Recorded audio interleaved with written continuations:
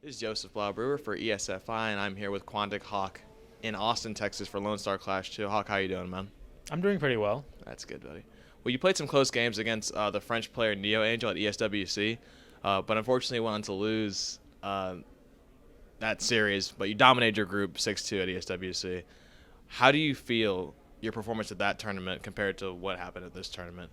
ESWC was a bit weird. What happened was during my group play games, I was playing very, very well. I thought that was probably one of my best performances for that day in the group that I'd ever done in a tournament in terms of play. Like, I was not missing a single beat.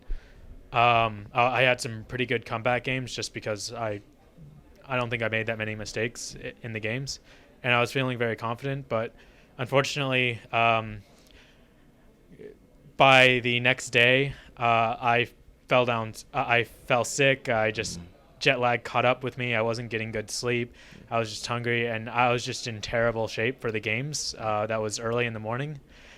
So even though I feel like my group play, my play during group stages was very, very good, I feel like I just did not play anywhere near to my best against Angel, and I feel it's kind of unfortunate, and I just need to learn to take care of myself better for international events. Nice. How'd you feel coming into this weekend, even after all that happened just a week ago? Well, going to ESWC was about 6 days, and when you're there, you can't really practice. They don't give you any computers to practice with. You aren't even allowed to warm up. So I really wasn't even able to practice for about that entire week. Okay. And then going back to school, I had a midterm coming up. So effectively coming into this one, I was more confident for ESWC. Unfortunately, I got sick and stuff. But for this one, I wasn't able to practice too much coming into it. So I feel like my builds were there, and my mindset was there. It's just my mechanics were not refined at all, because just there wasn't enough recent practice going into it. So, well, can you walk me through your games with Naniwal and Thorzane? How'd you feel when you first faced up against Naniwal and going into that match?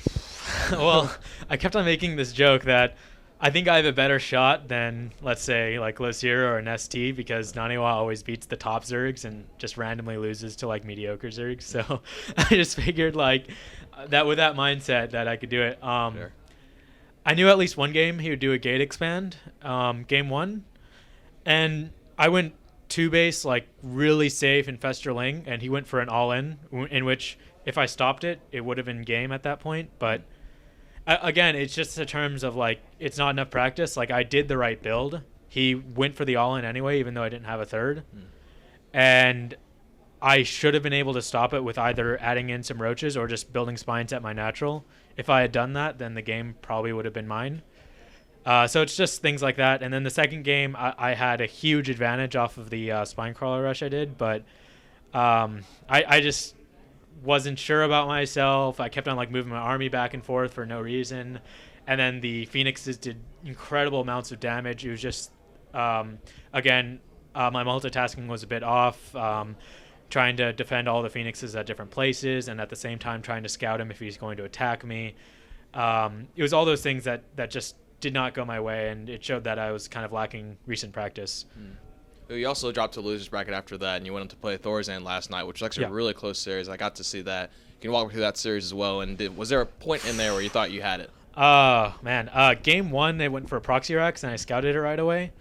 So I was able to actually sneak 6 slings into his main, and they got right in. And at that point, I really should have won the game, but I don't know. It's, again, lack of practice. I just kind of harassed with the 6 slings and just figured, let's try and multitask him. So I just send like 15 lings into 2 bunkers and they just all die. It's one of those things where it's just like multitasking isn't always good in every situation.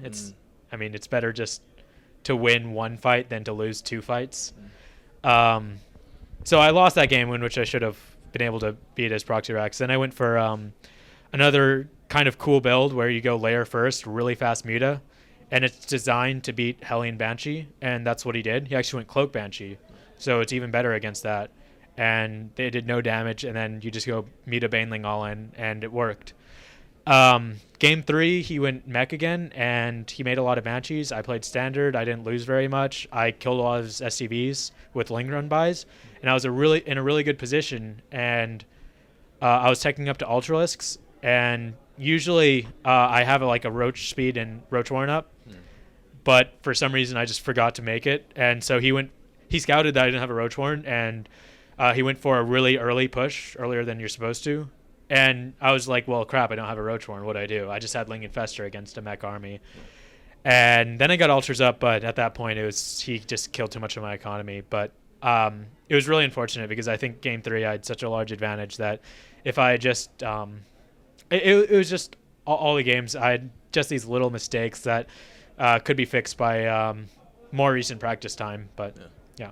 Has it just been too rough of, I guess, the last few weeks for you? Did you coming into that? Well, yeah. I mean, the last few weeks, this month especially, has been very tournament heavy. It was ESWC MLG Dallas. I didn't compete in MLG Dallas because they were actually at the same time.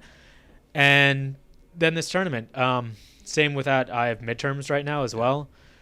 So this month especially has been very busy. And what's odd is tournaments seem to cluster together, and then it's this cluster in which there's so many that I'm missing some for like others, like ESWC. And then for the next 2 months, there won't be a single tournament that's at least offline. So it's strange how they plan that. I don't really like it. If they just kind of spread it out more, it would be easier on the players, and I think we would produce better games. Well, who has impressed you the most this week? Well, I guess that would mean who has impressed me in terms of like underrated, or at least I thought wasn't that good. Sure. Let's see.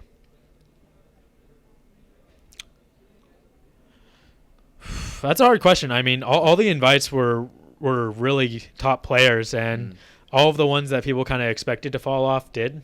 Yeah. What's kind of impressed me is Stefano is still keeping up with the Koreans, but which is kind of to be expected. What do you think it is that about Stefano's Zerg play that makes him like that? I mean, you being a Zerg as well, there's something you can take from Stefano, like, okay, well, maybe this is what I'm doing wrong. It's interesting. People say how he plays, and he has an extremely good standard play. But at the same time, when you actually watch like a lot of his tournament games, a good amount of the times he does not do the standard play. So right now, what's scary about him is that so many players are just like, well, Stefano standard is just so strong, it's so strong. But then randomly in tournaments, you'll just like be really aggressive and just all in, or go Roach mainly against Terran, and that's kind of what makes him very scary. Is that they just practice so much against standard play, and then he throws out the unexpected, and it usually works. Other than that, I mean, the tournament results have been pretty. You would have expected what we have right now. I don't know much of the loser bracket results, but I mean, yeah. Okay. Well, what do you like and dislike so far about this tournament as compared to any other tournaments if you've been ESWC or even MLG? Well, that's actually something is interesting to discuss, because this tournament, I'm sure a lot of the bigger tournaments are looking at us, or at least Lone Star. I use us because I'm part of the Texas scene. Right. And they're asking, how can they invite such a small number of players, and with that small number produce such excellent games, which obviously the last Lone Star Clash produced amazing games, and this one up to this point has produced some really, really good games as well. And the answer to that is simply, if you treat players better, they will always produce better games. So Lone Star Clash, it is probably the tournament that treats its players the best. Maybe Home Story Cup competes with it in that regard, but in terms of like an American-based tournament, they treat the players excellently. There's tons of great staff. They provide them food. They have a hotel. They make sure they have everything they want.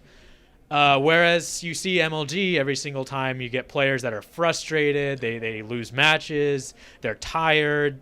Their admins aren't willing to cooperate. And IPL is the same. So often you'll get a huge amount of skill in the player pool, but you only get a few good games, or just as many as we have here, in which we have a smaller pool. And the thing is that if you just treat the players better, they will produce better games. And when they produce better games, you get more stream viewers. So tournaments like MLG and IPL don't make the correlation between their treatment of players and stream views. Sure. They believe that only production value is what will get them more stream views, and it doesn't really matter how you treat the players in terms of whether they're being convenient or not.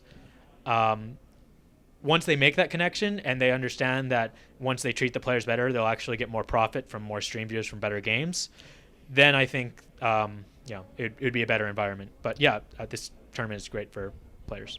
Awesome. Well, lastly, who do you think will win this event? Oof. A Zerg player, definitely. Probably, if I would have to guess, I would say Violet. Just because I believe it'll be a Violet-Stefano finals, and I think Violet has a slight edge in that, Awesome. in that game. Well, thank you very much, man, for the interview. Do you have any final words or shout-outs you wanted to give? Yes, I'd like to shout out to all my sponsors. DB Vision, Razer, Machinima Versus, Twitch TV, StarTale, Alienware, and Asus Republic of Gamers. I'd like to give a shout out to UTA. That's the college I go to. Their pool team, their CSL team. And yeah, follow me on Twitter at Quantic Hawk. It really helps me out, so that'd be great. Awesome. Thank you very much, man.